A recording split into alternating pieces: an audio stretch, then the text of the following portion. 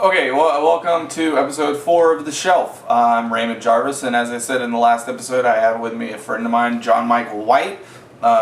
He does a podcast called The Bakery with Tech Johnson. Yeah. And you can find that on SoundCloud. The movie that we watched was The Sorcerer's Apprentice. I said in the last episode I thought it was John C. Reilly. Turns out not John C. Reilly at all. That's another movie. I think that was that vampire movie.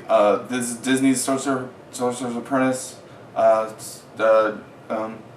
And my minute starts now. Okay, it stars Nick Cage and it stars Jay Baruchel,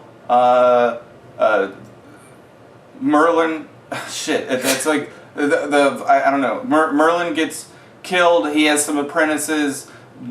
Nick Cage is one of them. Morgana's the bad guy.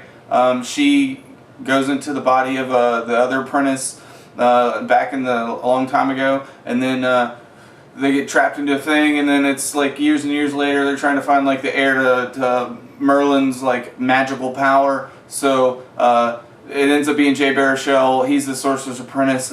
I think the movie's really good action, really good special effects, funny enough to make it interesting. There's love stories that are kind of like crammed in there, I think, a little bit, but generally, overall, pretty decent movie, action Disney movie.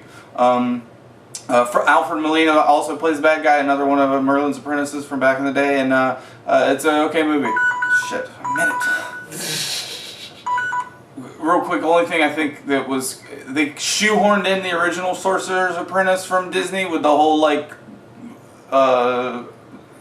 young apprentice, cleaning with the mops come to life, and I think that was the only part of this movie that wasn't good. It was just like really shoehorned in there. They could have completely done without that, and I think it would have been a better movie overall. Okay, now it's time for John Michael White to do his minute. I'm going to start his time right now.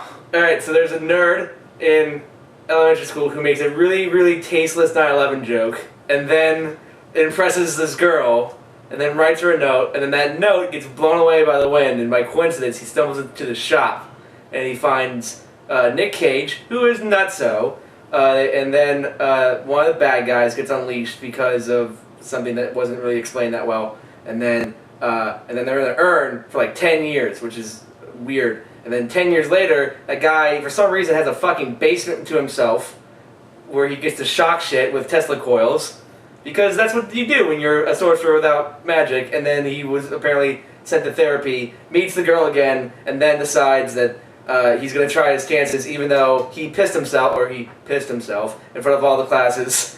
And then somehow she just kind of like believed everything and then helped him save the day, because she was the only reason why they beat Morgana at the end. And that's a minute. Yeah, that was a minute. Whatever happened to the fucking dog? That too. They brought a dog in at the climax scene and they didn't do anything. They looked like they were gonna, they brought a dog along, Jay Baruchel's character's dog, but for no reason, and they almost got crushed in a car. Yeah. And then the dog just disappears for the rest of the movie. Yeah. It seemed like they were gonna like bring him back as like some sort of set piece. Like they were going to use him somehow, because there was no fucking reason for him to come back. Anyway, okay, so I mean, a lot of overt foreshadowing. I say that it was a pretty decent movie. I think I'm going to keep it because it's like a good, like every I don't know, maybe I'll watch it again, maybe I won't, but it's not like bad enough for me to throw away. I really like Jay Baruchel, so I'm going to keep the movie. Do you recommend it? I recommend it.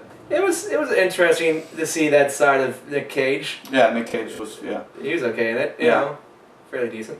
It seemed like he was like, this is my opportunity to be in a Disney movie, so I'll do it. The character was just weird enough for Nick Cage to play. Recommend it? Yeah, I could see it. It's not. I'm not sad that I saw it, but I'm not sad that it's over. You know. Oh shit. Okay, so. We didn't say that many bad things about it, but let's say something nice. Okay, say something nice. Nick Cage has decent comedic timing. I agree with that. Yeah, that's I agree. The same thing. I feel the same way about Jay Baruchel. He's always really funny in everything I've seen him in. And my something nice will be that I love a wizard movie and the special effects were really good and really believable. Yeah. The what do they call it? Tutting. That's what they call it. The tutting. It was good. Yeah. It was good. I enjoyed it. Dragons. Dragons were pretty rad. There's dragons. There was a big iron eagle that helped them. And a big bull statue that come to life. Good effects. So that's episode 4 of The Shelf. So my stuff's at the end of the video, and I'll put his stuff, links to his The Bakery with John Michael White and Tech Johnson. All right. Bye-bye. Bye. My guest star left before I remember that I was supposed to say what picked off the shelf for the next episode. Episode 5 is going to be, John Michael actually picked this. It's called The Terrorists. That's all I can see. Being a bootleg, even the cover's so fucking blurry you can't even barely tell who or what it is. It's okay. The Terrorists. Fun.